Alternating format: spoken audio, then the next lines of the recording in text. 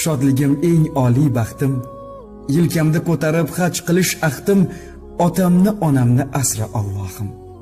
Shay turibdi-nu kun xizmatin qilay, yuzlarin silabon g'animat bilay, solih farzand bo'lib duosini olay, otamni onamni asra Allohim. Gohida kech kelsam ko'zlari giryon, boshimda volidam parvona har on, farzandim tinchmi deb o'ylaydi hamon, otamni onamni asra Allohim. Hayotim mazmuni yolg'izim ular, har neni xohlasam ko'zimdan bilar, bizning erkamiz deb boshlarim silar, otamni onamni asra Allohim.